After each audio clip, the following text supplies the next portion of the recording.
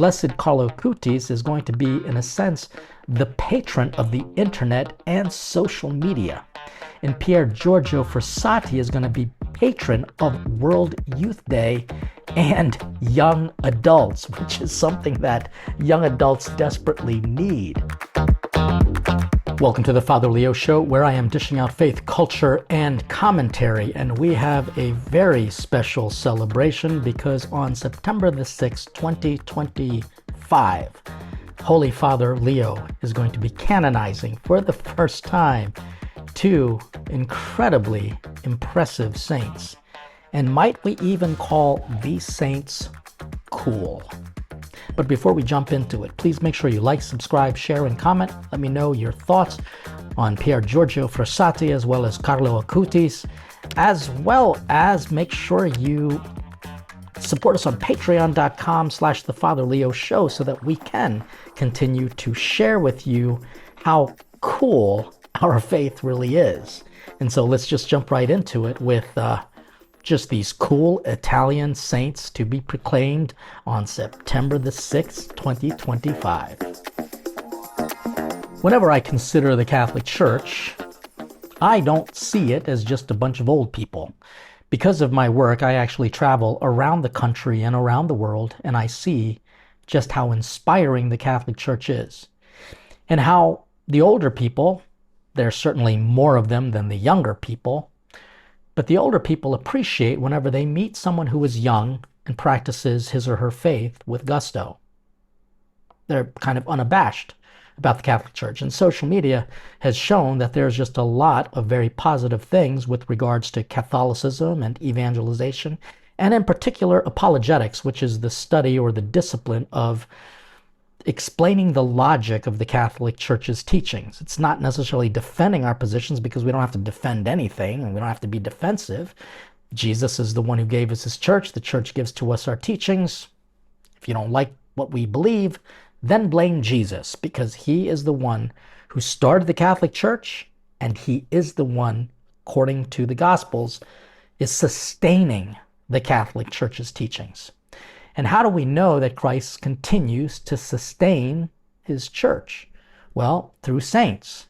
And the saints that are being canonized on September the 6th are honestly some of the coolest saints I've ever heard. And why is this key to actually have a cool saint? Well, I think that this is ultimately a wake-up call for the country of Italy. These are two Italians. These are ragazzi, as the Italians would call them. These are just normal guys who are, just a part of life. They're part of the Italian life. And they were, in a sense, cool. So we're going to learn just a little bit about each of these saints, and then also about the miracles. But then, to our understanding, how can we become saints in our own right as well?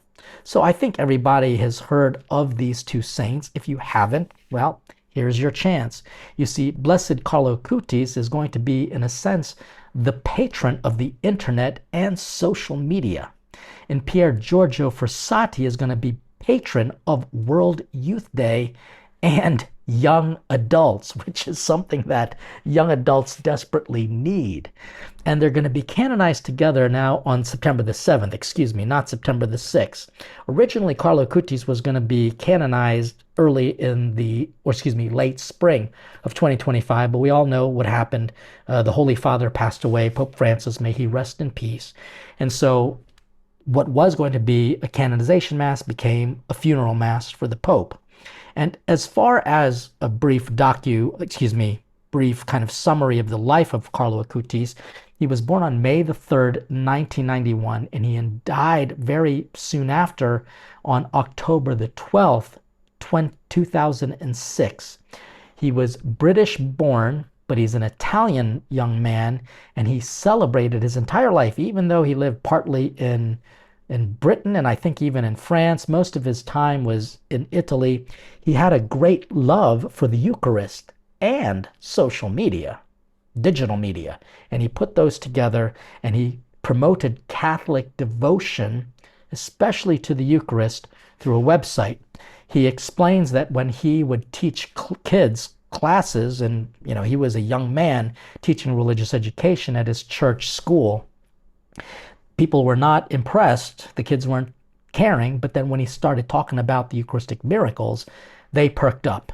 And so he cataloged all of the Eucharistic miracles in a website.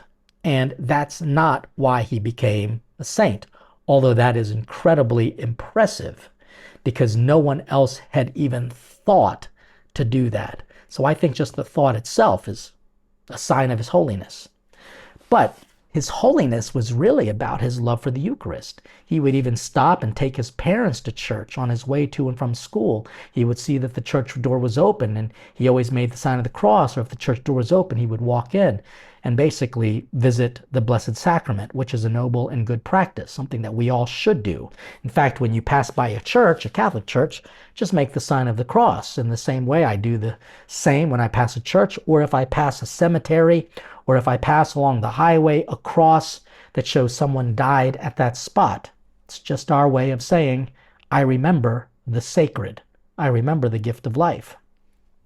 He would be beatified in 2020 and regarded as a model for young believers.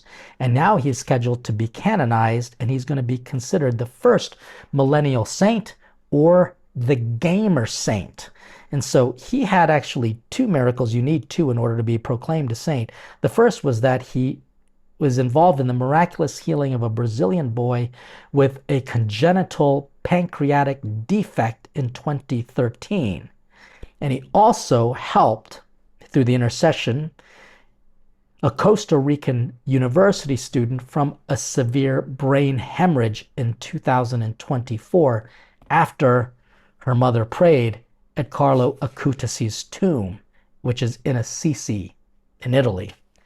Now, when you talk about these miracles, I have to tell you, this is no joke. These are serious miracles. We don't take just anyone who has a good thought, or I feel better. I had a headache and I said a prayer and now I don't have it. Thank you, Carlo Acutis. No, it's not like that. This is a serious, miraculous, studied by doctors and scientists. So this is why he's becoming a saint, because it shows he is effective in the world while he is, we believe, in heaven. So he was a self-taught programmer and graphic designer, and he was self-taught. Okay, that's amazing. And he used his technical skills, demonstrating that modern technology and faith can exist together. And this is all kind of at the start of the internet, so he was kind of ahead of his time. And he also believed that the Eucharist was the ladder to heaven. This is key, because he saw the Eucharist as the true lembas bread for the hobbits. You know what I'm talking about? In the Lord of the Rings trilogy, the lembas bread is the viaticum, the food on the way with you. So he had a high theology for the Eucharist, even though he was so young. But he also did something that a lot of young people don't realize even matters. He offered his suffering for the Pope and the Church, believing that this world, that this would allow him to go directly to heaven instead of purgatory. He offered his suffering because he was diagnosed with leukemia at a very young age. And I remember seeing a video of him. He's kind of like on video, and he says in Italian, "Io sono destinato a morire," which means I'm destined to die. But he had a look on his face like, and bring it. He didn't care because he knew he was going to go to heaven. I think just at a young age, to have a love for the Eucharist and then to use your passion, that's how you become a saint. Use your passion to promote the faith. Bring your family to the Eucharist and offer your sufferings on behalf of the Church and the world and for our Holy Father. And now on to Pier Giorgio Frassati. I'm actually super impressed with this saint too. Now, he was born April the 6th, 1901, and died 4th of July, 1925. So he was only 24 years old when he passed away. He was literally at the prime of his life. He's an Italian Catholic social justice activist. And you're going to think, oh no, social justice must be a lib. Nope, not at all. He was a third order of the Saint Dominic, and he dedicated his life to serving the poor, but helping people to grow in their faith through outdoor activities, through pious practices, through devotions, but also through his work of charity. And he had a deep devotion to not only St. Dominic, but St. Vincent de Paul, who we know is a patron for the poor. And he was so popular in the town of Turin, even though he was very wealthy, he had a lot of friends with like homeless and poor people.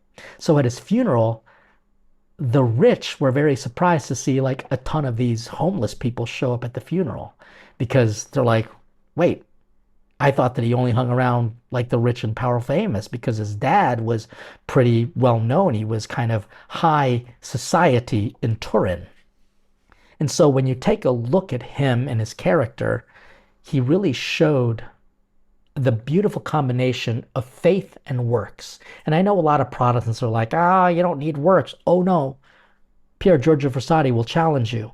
He is a holy man who had deep faith, and he proved it with his works. That's the book of St. James. So they are going to be now canonized together because of the second miracle that happened. So the first miracle for Pier Giorgio Frassati was in 1933, the healing of Domenico Celan, who was paralyzed by a tuberculosis spine disease. And the second, the more recent, was that he healed an American priest, Father Juan Manuel Gutierrez, who was suffering a severed Achilles tendon injury in 2024. So we're talking really recent. And while praying a novena to Frassati, Father Juan Manuel, when he was a seminarian, said that he experienced a warmth in his ankle. And later, the doctor confirmed that the tear had miraculously vanished. I mean, that's a big deal, because Pier Giorgio Frassati was very big into sports and outdoor activities. So he was like all about making sure that you can, in a sense, he's actually quoted, help people climb to heaven. Like he helped a woman as they were kind of rock climbing or hiking, heavily climbing in the Torino mountains. And she was not feeling well. He carried her. In the process, he had cut his hand. And the woman he helped just happened to be a nurse and bandaged him up. So anyway, as from the story goes, they were all talking about this. And because of this nurse helping him with his bloody hand, they said that he has to buy dinner, maybe pizza, who knows, something like that, but he had to buy dinner. And he says, absolutely. And the analogy that he came up with was that, whoever gets to heaven first needs to help the others climb. And that's really beautiful, because he helped that woman up, and because of that, she helped him to get healed. And he actually made this beautiful parallel of that's what holiness does. That's what love does. It helps each other climb to heaven. So really kind of powerful teachings. And he's obviously known for his love of the poor. And despite being high society, he dedicated himself to spending more time in the slums of Turin. His mountaineering and to the heights mentality is a big phrase for a lot of young men now. And because there are not many good things for young adults, he's great in kind of challenging young adults to mature in their faith. He has a very simple phrase, Verso alto, which means to the heights, keep climbing. It became a symbol of his philosophy or his just way of thinking. He was not only selfless, he was sacrificial, his love for the Eucharist and for the other sacraments. And he was even given permission. At the time, you needed to obtain permission to receive Holy Communion more than once. He was a daily communicant, and that was not necessarily normal for many people in his day. They would receive on Sundays if they were confessed. But he was given permission as a devout Catholic to receive Holy Communion daily. And so I see this as a particular wake-up call for the people in Italy. I know a lot of people in Italy have, in a sense, really lost their faith. And it's really quite sad, because if they don't grow in their faith and start propagating and creating more Italians, my fear is that it's going to be overtaken by Muslims. And and if that's what you want, you go for it. But the Vatican City is located in Italy, which is a Catholic country. I'm praying to God that these two saints are going to help inspire the modern ragazzi, the modern young people, to take their faith seriously, to take their love for the Eucharist seriously, and to take their vocation to holiness seriously. But on the occasion of these two saints to come, I'm super excited to know that God is not done with his church, using modern ways and modern men like these two to show that the Gospels are not only real, they help keep you alive in this life and in the next. So I pray to God that this will help you to celebrate with gusto our newest saints, Carlo Acutis and Pier Giorgio Frassati. May they pray for us now and at the hour of our death. Make sure you like, subscribe, share, and comment. Let me know your thoughts. Who are your favorite saints and why?